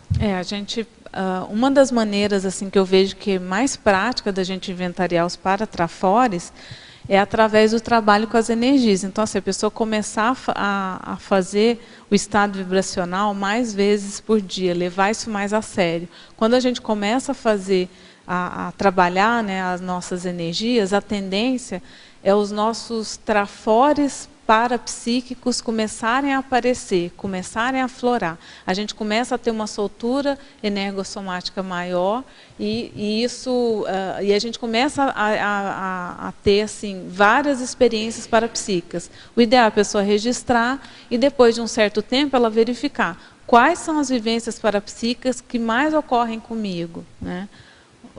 Até se o Amin quiser falar aí da escola do parapsiquismo, acho que ajuda. Não, é que eu estou pensando assim, você fez na verdade uma classificação, né? Você colocou paratrafor como se estivesse mais ligado ao parapsiquismo e o trafor mais ligado à personalidade, uma coisa assim, né? Não, é isso mesmo, né? Um paratrafor parapsíquico. Agora, ele pergunta em parafatologia, página 2, segunda linha de baixo para cima. Favor comentar sobre, também você já falou, né? Mas sobre o auxílio dos amparadores na identificação dos talentos pessoais e alheios. Porque se a pessoa começa a fazer um movimento, se ela se predispõe a identificar os seus trafores para começar a fazer assistência a partir desses trafores, a tendência é os amparadores ajudarem a pessoa a identificar. No meu caso, por exemplo, os amparadores, uma das dicas que eles me deram foi eu pegar verbetes que trouxessem listagens de autoconscienciometria, né? Então, um dos verbetes que eles me deram a dica para eu estudar foi os aportes existenciais. E ao estudar os aportes existenciais, ali eu identifiquei vários trafores que eu tinha. Então, assim, se a pessoa está predisposta a realmente assumir os seus trafores, identificar os seus trafores, a gente sempre tem auxílio extrafísico. Sabe que eu fiquei pensando aqui, você falou de paratrafor. Fiquei pensando, Tati, que a gente tem os trafores aqui, né, na dimensão intrafísica, nosso, que dizem respeito ao nosso ego. Os relacionados ao movimento com energia, dimensão, os parapsíquicos. Os trafores, por exemplo, aqui, a telepatia. Né? Eu posso ter a telepatia estando aqui, com todos os corpos conectados, posso ter a outra telepatia, né, estando no extrafísico. Tem a questão dos fenômenos, né? Então é interessante mapear esses trafores, porque muitos deles passam até por fenômenos. Né? Então, diferenciar. Às vezes é muito sutil, se é um fenômeno, se é um trafor, como é que funciona, qual foi o contexto. É interessante trazer mas aí, assim, a partir dos fenômenos que a pessoa vivencia, ela vai identificar os trafores, né? Então, assim, por exemplo, a pessoa, ela já teve muita clarividência, que é um fenômeno, né? Mas também a capacidade de ter clarividência é um trafor. Né? Então, pelos fenômenos vivenciados, você sabe quais são os trafores parapsíquicos que você tem. Né? E tem outra questão que você fez me lembrar agora. Quando a pessoa sai do corpo, ela está manifestando mais na condição de consciex. E aí você tem condições de identificar traços conscienciais que às vezes você ainda não manifesta aqui na vida intrafísica. E aí para você fazer o download, né? Então, assim, uma das coisas que me chamava a atenção quando eu saía do corpo era o nível de autoconfiança que eu tinha. Eu falo, gente, mas fora do corpo eu tenho tanta autoconfiança, por que quando eu estou na vida intrafísica eu não consigo ter toda essa autoconfiança? E aí a gente correr atrás para a gente manifestar aqueles talentos que a gente identifica fora do corpo aqui também na vida intrafísica, né? Interessante. Obrigada. Eu só queria complementar que na escola de parapsiquismo a gente usa o conceito de competência, que é um conjunto de conhecimentos, habilidades e atitudes. Então, a gente desenvolve competência. O professor Waldo sempre falava, só põe em banca quem tem competência. A gente foi atrás dessa competência. Então, assim, com parapsiquismo, tudo bem, provavelmente as pessoas que já são competentes em alguma área, porque elas já desenvolveram. Mas o que a gente nota é que a maioria está desenvolvendo, né? Então, assim, a gente está desenvolvendo uma competência parapsíquica para ela. Se pode ser considerado um trafor, pode também, mas a gente considera que assim, é mais algo que pode ser desenvolvido, que pode ser adquirido, né? Potencial, ela se torna competente naquilo, né? Mas também você acha que a gente poderia falar de trafor inato e adquirido? Pergunto mais, ser, né? Tati, o que você acha? Você acha que a gente pode falar de inato que a pessoa já tem? Tem o inato, tem o adquirido e tem o recuperado também, né? Tem os três, né? Mas eu concordo com a minha, assim, não é só o traço, né? Não é só o traço que a gente tem que ver. É o conhecimento que a gente tem, por exemplo. Às vezes a pessoa tem muita habilidade com vamos supor, parapsíquica, mas ela não tem conhecimento nenhum daquilo. E isso limita a atuação dela, né? Limita até aquele talento de se manifestar. Eu concordo com a mim que o casamento, né, da habilidade, ou seja, essa competência, eu acho que ela é mais importante até do que o trafor em si. E outra, a gente vai desenvolver a partir dessa competência. Né? Envolve aquilo que você falou, porque é conhecimento, habilidade e atitude. A atitude é a aplicação prática que você falou. Não adianta ter um trafor se ela não aplica. Se ela não aplica, né? Então, a competência é o conjunto dos três. Terezinha, podia falar? Tatiana, na página 2, Na terceira linha, você colocou o fato de os talentos pessoais serem tão naturais a ponto de a consciência considerar comum a todas as consciências. Por exemplo, eu tenho a convivialidade bem ativa, assim, eu considero uma coisa mais normal, assim, sabe? Confiabilidade? Convivialidade. Convivialidade. Eu acho uma coisa tão comum, assim, sabe? Que eu acho que isso aí faz parte de toda a consciência. Por que você colocou, então, essa parte? Porque em seguida você coloca ali o fato de a consciência não conseguir deixar de manifestar os autotrafores mais desenvolvidos. Eu achei interessante. Então, eu coloquei isso daí porque esse é um dos, vamos dizer assim, um dos fatores que mais predispõe à banalização. O fato da gente achar que se a gente faz aquilo com pés nas costas, é porque todo mundo faz. Imagina, isso aqui é uma coisa comum. Por exemplo, eu tenho dificuldade com a parte da convivialidade. Cadê? A Terezinha não está me assistindo, ela não está me ensinando como é que faz para desenvolver isso. Então, assim, é muito sério. Eu lembro, assim, quando eu fui escrever sobre um trafora, eu fui escrever o verbete inteligência resolutiva. Foi uma indicação que eu tive. Né? Uma pessoa chegou para mim e falou, você podia escrever sobre esse tema porque você é muito boa nisso. E eu penei para escrever esse verbete. Foi um dos verbetes mais difíceis que eu escrevi. Então, assim, alguma coisa que a gente faz com muita facilidade, não é por isso que aquilo cognitivamente a gente compreende o mecanismo de funcionamento. Quanto mais natural a gente faz aquilo, mais a dificuldade de a gente entender aquilo cognitivamente. Ou seja, qual que é o passo a passo que eu faço, por exemplo, na hora lá da convivialidade? Por que você convive bem com as pessoas? Quais os talentos que você tem que promovem essa convivência sadia? Então, assim, a gente se aprofundar nisso, se aprofundar nessa compreensão, você vai começar a ver que os colegas evolutivos não têm aquele traquejo, não têm aquele domínio. Pelo contrário, eu acho que a grande maioria das pessoas tem muita dificuldade com convivialidade. Então, assim, quando a gente não assume aquilo e não se propõe a ensinar as outras pessoas, ou seja, dar o exemplo.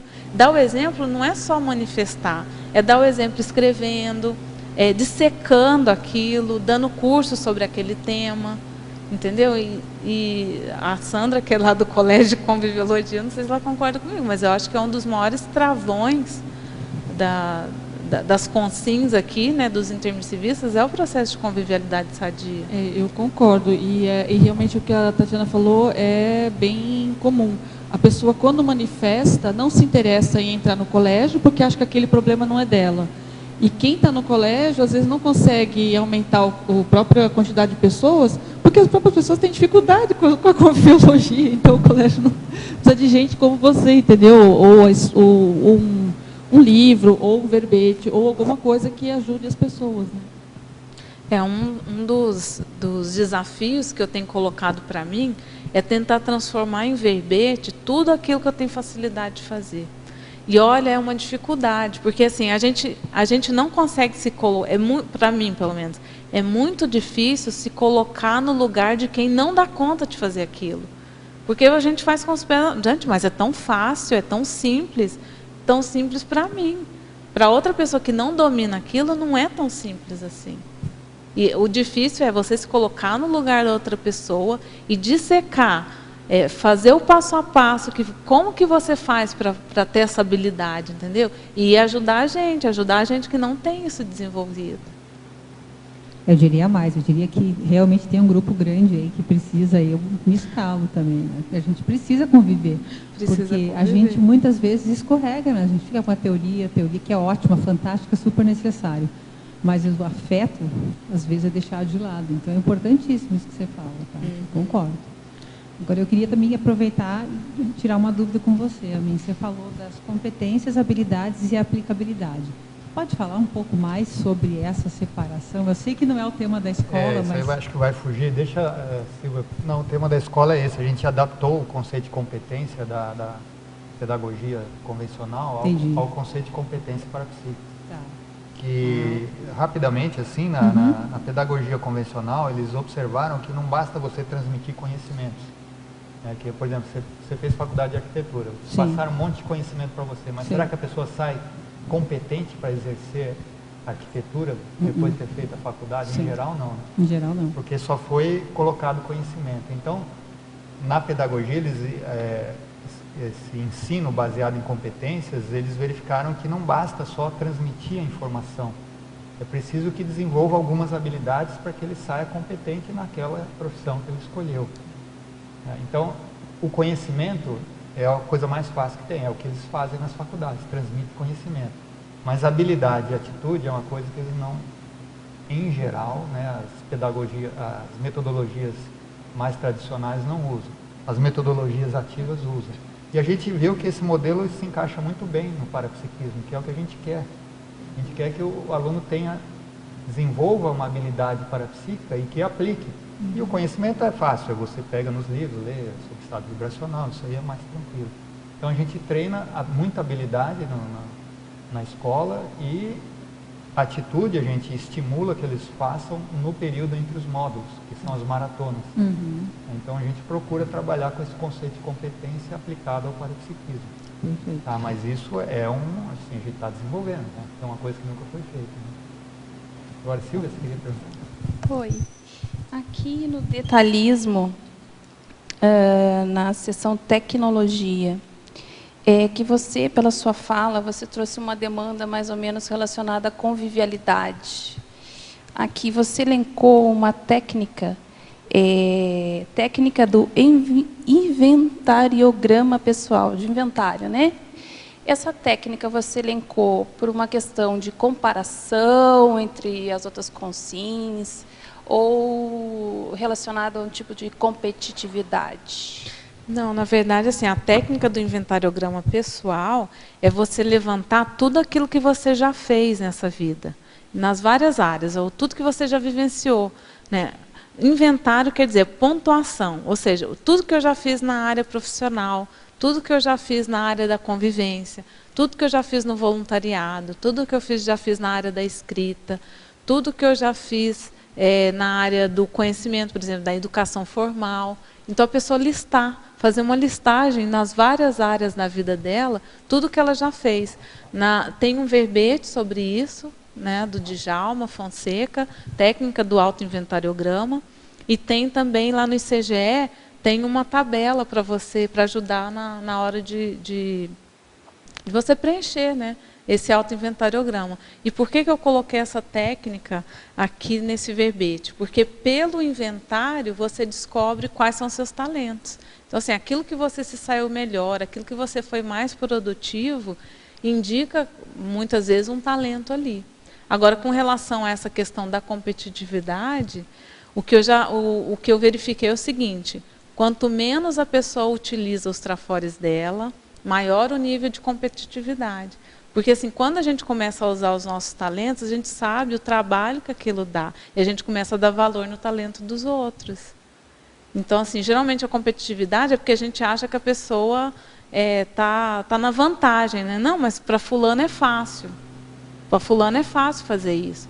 Aí, quando a gente começa a aplicar os nossos trafores, a gente sabe o trabalho que dá aplicar, né? Toda a reverberação que aquilo dá.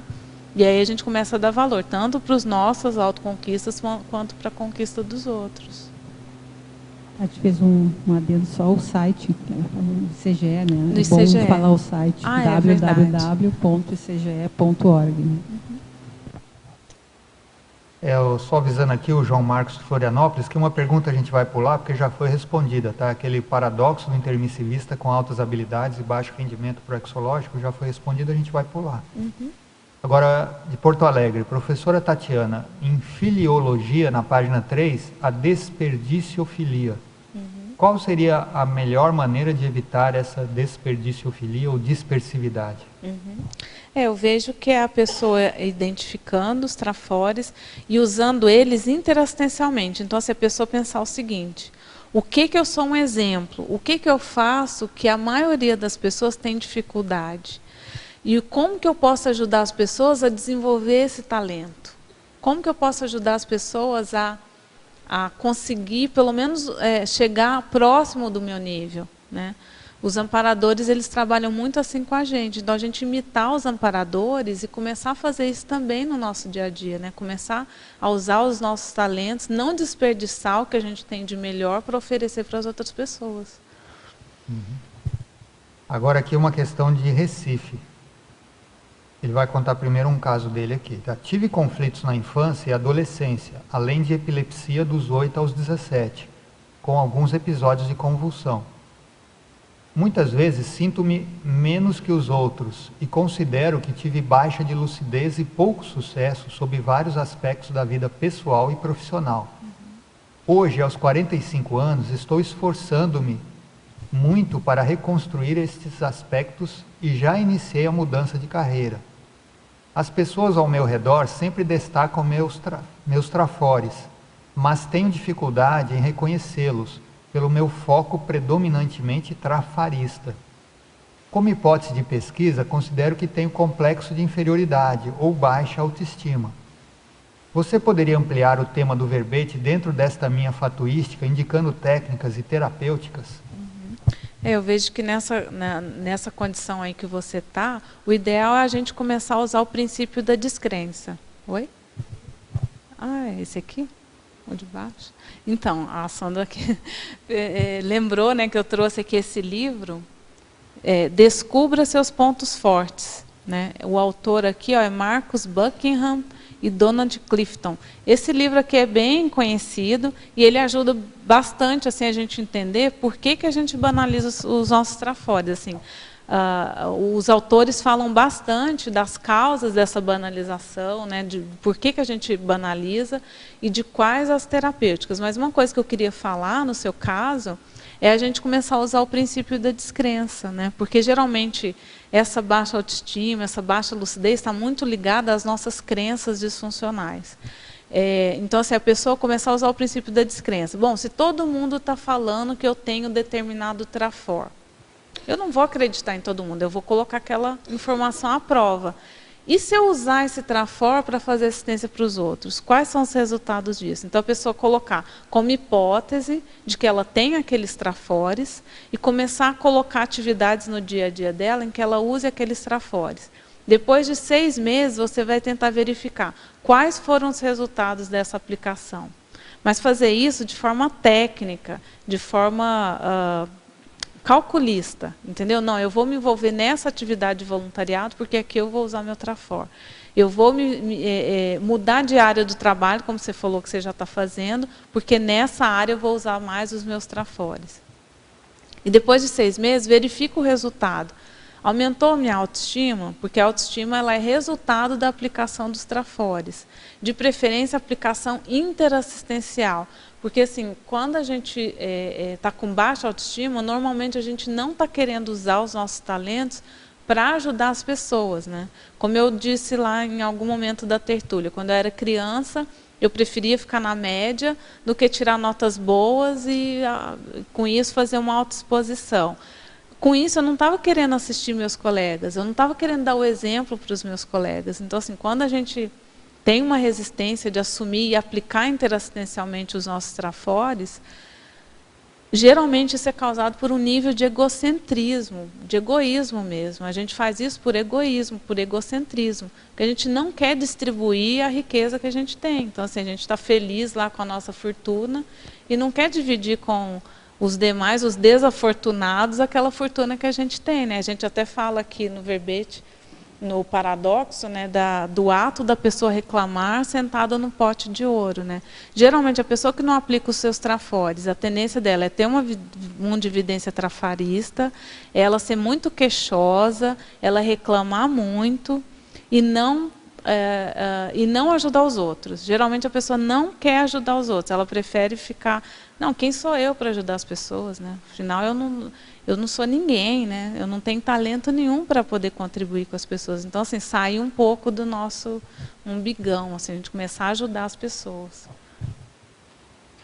Só lembrando aqui para o nosso amigo de Recife, que também você tenta ver se você consegue resolver sozinho. Se não conseguir, peça ajuda. Isso. Para isso tem consciencioterapia, né? Conscienciometria, né? Uhum. Então, faz tudo isso aí, né? Tenta. Na conscienciometria, inclusive, tem o curso Conscienciograma Sem Drama, que é online, né? Então a pessoa pode fazer assim, faz um esforço de identificar esses trafores e começar a usar eles interassistencialmente.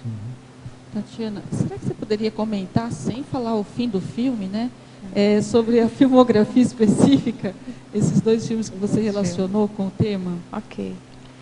Esses 2 filmes aqui falam bem de banalização dos trafores, assim. A Felicidade Não Se Compra é um filme antigo, assim, né, de 1947, mas é um filme maravilhoso, né? O rapaz, ele está lá, ele trabalha num banco e ele ajuda várias pessoas, que é um banco, como se fosse um banco popular, assim. Só que o banco dele quebra e ele começa a se sentir muito mal, assim, fala, nossa, mas eu sou um fracasso, né? E ele resolve se matar. Mas aí, antes dele se matar, um anjo aparece e mostra para ele como que seria a cidade lá, né? O nome da cidade é Belfort. Enfim, ele mostra como que seria a vida daquela cidade se ele não existisse, né? E ele vê assim que várias pessoas desencaminhadas, várias questões assim mal resolvidas na cidade, um monte de gente assim que não conseguiu desenvolver o que tinha para desenvolver, se ele não existisse, né? E isso faz ele repensar, fala, poxa, mas eu não sabia que eu fazia tanta diferença na vida das pessoas. Né? E aí é óbvio, ele decide, né, não se matar, e aí depois volta tudo ao normal, a cidade volta ao normal e ele consegue reverter a situação. Mas assim, muitas vezes a gente não tem noção do impacto que a gente gera nas pessoas. Eu lembro quando eu já estava com uns 30 e poucos anos, eu encontrei uma colega de escola, que a gente estudou juntas na 5ª série, eu tinha 11 anos na época.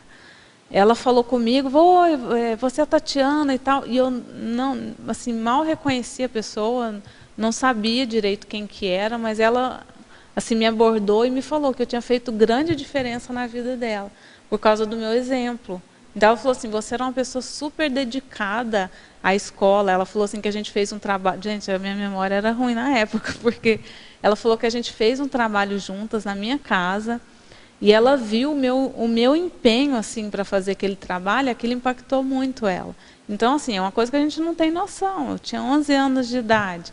E a gente não tem noção do impacto que a gente gera nas pessoas. Mas se a gente começar a levar isso mais a sério, né, a ver assim, da nossa responsabilidade como intermissivista, a gente vai ver assim, que a gente gera muito impacto nas pessoas. Esse filme é muito bom. E o Ghost Town, Um Espírito Atrás de Mim, é uma comédia muito boa. Esse ator aí, o Rick Gervais, ele é muito bom ator. E ele faz um dentista todo mal-humorado, assim, o cara é um chato, assim, de galocha. E ele sofre, ele vai fazer uma cirurgia corriqueira, né, e aí tem anestesia geral, e durante a cirurgia ele morre durante alguns minutos e depois volta, ele não lembra de nada, né. Assim, a médica fala para ele, olha, nós tivemos uma pequena intercussão na hora da cirurgia e tal. E aí ele descobre que ele teve uma morte, né, uma pequena morte durante o procedimento, e quando ele volta, ele está com o parapsiquismo dele todo aflorado. Daí ele teve uma EQM. E aí ele volta com o parapsiquismo todo aflorado. O que a gente vê bem no início do filme é que ele já tinha esse parapsiquismo, só que era mínimo, né? E aí depois da EQM aquilo fica super aflorado. E aí as consex começam a perceber que ele tem esse parapsiquismo e todas começam a procurar ele para resolver alguns problemas. Cada um tem um problema, né, que gostaria de resolver, porque ela não consegue seguir adiante por causa disso. E ele se recusa a assistir as pessoas. Ele fala assim, sai de perto de mim, eu não tenho nada a ver com isso. E aí acontece uma série de coisas, ele acaba revendo a sua postura, ajudando depois as consex, mas assim, até que ponto a gente não está fazendo isso, né? A gente tem lá um monte de trafora, um monte de gente que procura a gente para assistir, a gente tem condições de assistir, mas a gente se nega, né? Fala assim, não é comigo, não tem nada a ver com isso, quem sou eu, né? Quem sou eu para fazer isso? Bom, tem uma pergunta aqui de São Benedito, no Ceará, que eu também vou pular, porque já foi respondida, aquela questão dos mini pensenes nulificando os megatalentos. Então, agora uma pergunta de Goiânia. Professora, o que você poderia aconselhar para as pessoas que na infância tiveram seus trafores inibidos? Bom, o que aconteceu lá na infância, né, tudo tem sua razão de ser. Muitas vezes a gente nasce numa condição, às vezes até difícil, mas aquilo em si é um aporte para a gente muitas vezes não manifestar. No meu caso, por exemplo, eu nasci numa condição mais difícil, assim, numa família muito simples. As pessoas com as quais eu convivia não tinham muita instrução, né? Era uma certa precariedade, assim, mas eu vejo que tudo isso me ajudou bastante, né? Lá, quando eu fui fazer meu balanço da minha fase preparatória, eu fiz o levantamento dos meus aportes e eu considero que ter nascido nessa condição difícil foi um aporte para não aflorar determinados trafares, né? Era uma medida preventiva, né? Para que não despertasse determinados trafares. Então, assim, a gente tirar o melhor daquilo que a gente vivenciou. Então, assim, a gente, como diz o ditado, fazer do limão uma limonada. Então, assim, tirar proveito daquilo que é possível e vivenciar o que é possível da gente vivenciar hoje na nossa condição. Então, se a pessoa já está lúcida, já não é mais criança, se a gente for fazer um levantamento dos nossos aportes, quando eu fiz o levantamento dos meus aportes, eu levei um susto, porque eu vi o quanto de coisas que eu tinha recebido, né? Que antes eu achava que eu tinha sido desprivilegiada, mas eu verifiquei que, na verdade, eu tinha recebido muito além daquilo que eu conseguiria até retribuir nessa vida. Então, a pessoa revê aí que muita coisa que a gente reclama e tal, não tem sua razão de ser, né? Bom, vamos aqui agora uma pergunta de Cascavel, a última. Obrigada pelo verbete, está esclarecendo muito. Percebo que tenho feito algumas reciclagens importantes, porém observo que busco reconhecimento, principalmente de pessoas da família. Qual dica você daria para que eu possa trabalhar essa dificuldade? Essa também era uma dificuldade que eu tive, assim, que até era em função disso que eu tinha dificuldade de assumir os meus trafores. Mas o que eu comecei a ver é o seguinte: o maior reconhecimento que a gente pode ter, ou pelo menos que eu almejo, é dos amparadores. E geralmente os amparadores, qual que é o reconhecimento deles? Eles dão mais trabalho para a gente. Normalmente, quando eles estão reconhecendo aquilo que a gente está fazendo, é dando mais trabalho. Então, assim, eu prefiro esse reconhecimento de consciências mais lúcidas, né, que sabem por que estão reconhecendo, que sabem como reconhecer aquele seu talento, do que, às vezes, de uma consciência que não tem tanta lucidez. Então, assim, ela não, muitas vezes o que a pessoa está reconhecendo na gente, ou acha bom da gente fazer, muitas vezes é algo que agrada a ela e que não é, muitas vezes, o evolutivamente melhor.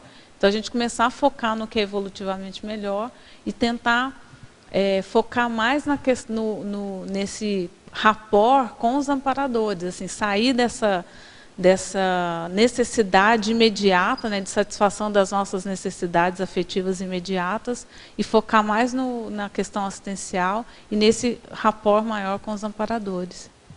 Bom, estamos chegando aqui ao final. Mais uma vez a gente agradece aqui a Tatiana pelo mais um quantos verbetes? Esse é o 21. 21 verbetes ela já escreveu. Agradecemos também a participação aqui dos tertulianos, dos teletertulianos, pelas perguntas que eles mandaram.